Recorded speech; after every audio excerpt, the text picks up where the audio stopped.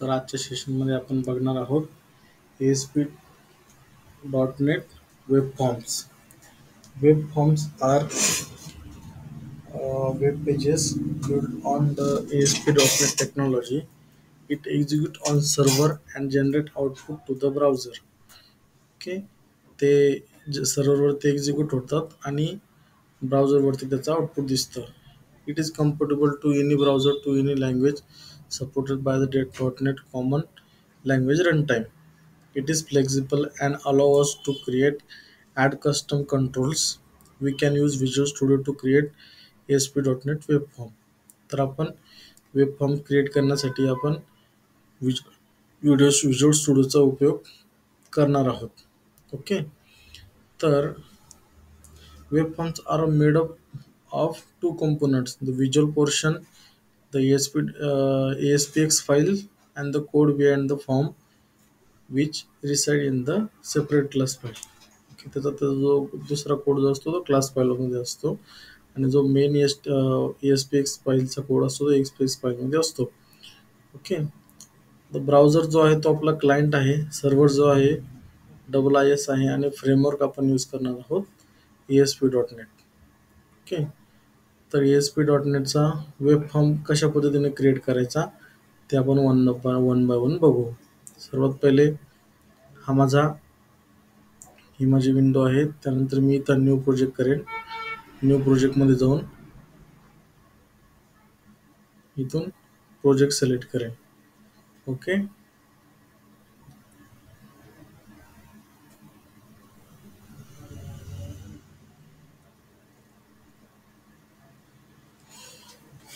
इथं थोडासा वेळ येतो आहे. तर इथं अशा पद्धतीनं इथं मी सिलेक्ट करेल C#. ओके, त्यानंतर विंडो नंतर या ठिकाणी वेब सिलेक्ट केल्यानंतर मला सर्वात पहिले आलेलं इथं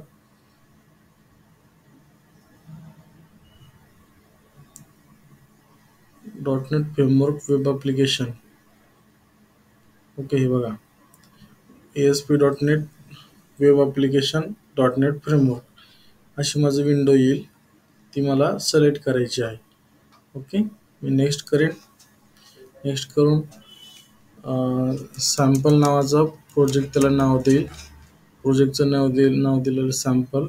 त्यानंतर त्याचा पाथ मी .NET प्रोजेक्ट हा ठेवला आणि प्रोजेक्ट क्रिएट केला. ओके, या आधीचं फाईल मी सेव्ह करून घेतो.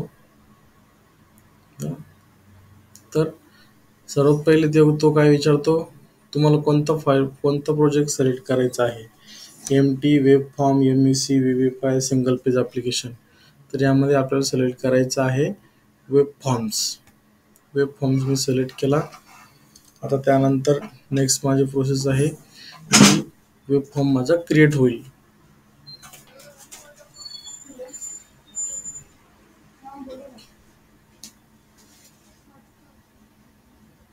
थोडासा वेळ लागेल, मिनटं. ओके, अशा पद्धतीनं माझा प्रोजेक्ट क्रिएट झालेला आहे. या ठिकाणी तुम्ही बघू शकता, या ठिकाणी स्क्रिप्ट ॲड झालेली आहे. त्यानंतर बूटस्ट्रॅपच्या काही फाईल्स ॲड झालेल्या आहेत. वेब फॉर्म्समध्ये काही जावास्क्रिप्टच्या फाईली ॲड झालेल्या आहेत. MS Ajax something like that अशा या सगळ्या फाईल्स. त्यानंतर अजॅक्सच्या फाईल इन्स्टॉल झालेल्या आहेत. अशा पद्धतीने सर्व पॅकेज ऑफ बंडल्स आपल्याला त्या ठिकाणी मिळालेलं आहे. ओके, तर मी आता सर्वात पहिले वेब फॉर्म ॲड करून घेईल.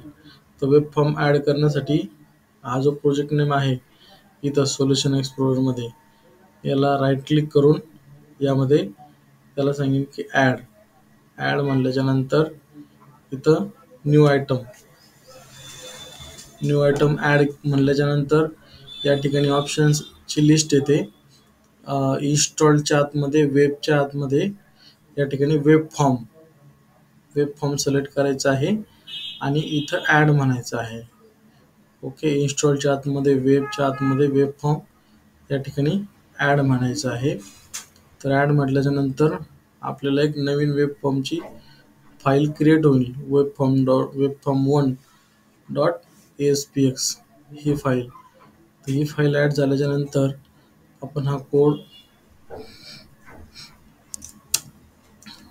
रिप्लेस करूया. Okay okay. तर मी या कोडमध्ये सगळ्यात पहिले काय घेतले, एच टी एम एलची body H T M L आहे. त्यानंतर बॉडीच्या आतमध्ये मी फॉर्म्स घेतलेला आहे, एक फॉर्म. आणि फॉर्मच्या आतमध्ये मी काय केलेलं आहे, एक लेबल घेतलेला आहे, एक टेक्स्ट बॉक्स घेतला, परत एक लेबल घेतला आणि एक टेक्स्ट बॉक्स घेतलेला आहे. ओके. आणि लास्टला मी एक PHP डॉट नेटचा एक बटन घेतलेला आहे. ओके. तर माझ्या पद्धतीने माझी डिझाईन कशी दिसते, तर हे बघा, मी एक वेब फॉर्म घेतलेला आहे आणि वेब फॉर्ममध्ये मी 2 फील्ड घेतलेले आहे, युजर नेम, पासवर्ड आणि लॉग इन. आणि एक मोठा एक डिव घेतलेला आहे. अशा पद्धतीने मी तो वेब फॉर्म तो क्रिएट करू शकतो. ओके. आता नेक्स्ट आहे फील्ड कोणते कोणते आहेत. ASP.NET मध्ये आपण फील्ड्स कोणते कोणते यूज करू शकतो. ओके. लेबल आहे. ओके. लेबल जे आहे ते सिम्पल टेक्स्ट डिस्प्ले करणार. टेक्स्ट बॉक्स आहे, तिथून आपण टेक्स्ट इनपुट करू शकतो. बटन आहे, बटन ॲड करण्यासाठी. लिंक बटन आहे, जे की काही करणार नाही, फक्त हायपरलिंक सारखंच असेल, तेही बटनच असेल. इमेज बटन असेल, ते काही ॲक्शन पण होणार नाही, परंतु इव्हेंट क्रिएट होईल. ओके. हायपरलिंक पण एक आपल्याला इव्हेंट देतो. ओके. हे पण क्लिक इव्हेंट आहे. ड्रॉपडाऊन लिस्ट, जो काही आपण ड्रॉपडाऊन मधले सिलेक्ट करू, तो सिलेक्टेड इंडेक्स्ड आपल्याला देतो, रिटर्न करतो ड्रॉपडाऊन लिस्ट. त्यानंतर लिस्ट बॉक्स आहे. लिस्ट बॉक्स हा पण सिलेक्टेड इंडेक्स देतो आपल्याला लिस्ट बॉक्सचा. त्यानंतर डेटा ग्रिड आहे. त्यानंतर त्यासाठी भरपूर कमांड्स यूज करतात आपण. ओके.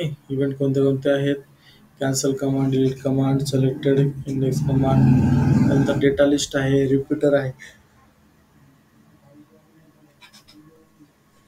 चेकबॉक्स आहे, चेकबॉक्स लिस्ट आहे, रेडिओ बटन आहे, रेडिओ बटन लिस्ट आहे, इमेज, जे की इमेज शो करते, पॅनल, आपलं एक पॅनल क्रिएट करते, प्लेस होल्डर. प्लेस होल्डर म्हणजे जी इनपुट फील्ड असते त्या इनपुट फील्डच्या आतमध्ये प्लेस होल्डर आपण टाकू शकतो. त्यानंतर कॅलेंडर, आपण कॅलेंडर दाखवू शकतो, मंथली, पूर्ण monthly calendar. Ad rotator, table, XML आणि लिटरल. अशा पद्धतीने आपण या फील्ड्स आपण यूज करू शकतो. Example of web forms. आता आपण बघितलं की वेब फॉर्म्स कसं क्रिएट करायचं आहे. ॲडमध्ये जाऊन न्यू आयटममध्ये गेलो आणि या ठिकाणी वेब फॉर्म या ठिकाणी हा क्रिएट झाला. ओके. तर ASP.NET सर्व्हर कंट्रोल कशा पद्धतीने करायचा. ASP.NET has web form that can be used for making HTML elements. These are two types, client based आणि सर्व्हर बेस्ड. 2 प्रकारचे एलिमेंट्स असतात, एक क्लायंट साईड आणि एक सर्व्हर साईड. ओके. आता कंट्रोल नेम पहिला आहे लेबल, त्यानंतर आहे टेक्स्ट बॉक्स, त्यानंतर आहे बटन. ओके. तर ASP.NET लेबल काय करतो, this element is mainly responsible for displaying the textual part of the page. म्हणजे टेक्स्ट सिम्पल तो काय करतो, टेक्स्ट त्या ठिकाणी दाखवतो. आणि टेक्स्ट बॉक्स काय असतो, this is type of input control that is use to take input. It can be created by writing code और by using the drag and drop feature.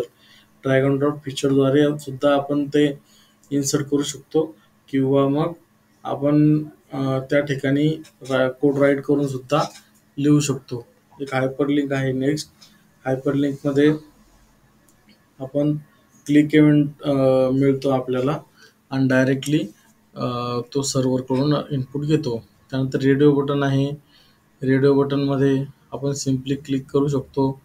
Calendar आहे, त्यामध्ये संपूर्ण डेट्स बघू शकतो. चेकबॉक्स आहे. Okay. .NET label आहे. Okay. त्यानंतर त्याचं एक्झाम्पल आपण बघू शकतो. या ठिकाणी आपण स्टाईल पण ॲड करू शकतो. वेब कंट्रोल डॉट ASPX मध्ये या ठिकाणी आपण फॉर्म इथं स्टाईल ॲड केलेली आहे. या ठिकाणी सांगितलं त्याला की मार्जिन 0 दे, विड्थ आहे ती माझी 120 पिक्सेलपर्यंत पाहिजे. आणि हा एक फॉर्म आहे तो मी काय करेल, त्या ठिकाणी फॉर्म बनवल्याच्या नंतर एक फाईल अपलोडचा फॉर्म बनवलेला आहे आणि CSS क्लास त्या ठिकाणी प्रॉपर्टीमध्ये जाऊन ॲड करेल. तर ॲड केल्याच्या नंतर तो मला एक युजर नेमची इनपुट फील्ड आणि एक ब्राउज म्हणून एक ऑप्शन दिसेल. तिथून मी फाईल सिलेक्ट करू शकतो. तर ASP.NET टेक्स्ट बॉक्स काय करतो की सिम्पली एक टेक्स्ट बॉक्स असतो आणि त्याच्यामध्ये आपण काहीही टाईप करू शकतो आणि सर्व्हरला तो डेटा स्टोअर करू शकतो. ओके, तर अशा पद्धतीने त्याचं आउटपुट आपण बघू शकतो की तर आउटपुट आपल्याला पहिलं याचं असं दिसेल आणि ही display user name when the submit the input to the server. आता क्लिक केल्याच्या नंतर ज्या वेळेस आपण सबमिट म्हणू त्यावेळेस माझं जे काही इनपुट असेल ते माझं स्क्रीनवरती शेअर होईल. अशा पद्धतीनं आपण एक वेब फॉर्म त्या ठिकाणी क्रिएट करू शकतो आणि त्याला डिझाईन करून पाहिजे त्या पद्धतीनं आपण त्याला सिम्पल वेमध्ये मांडू शकतो. थँक्यू.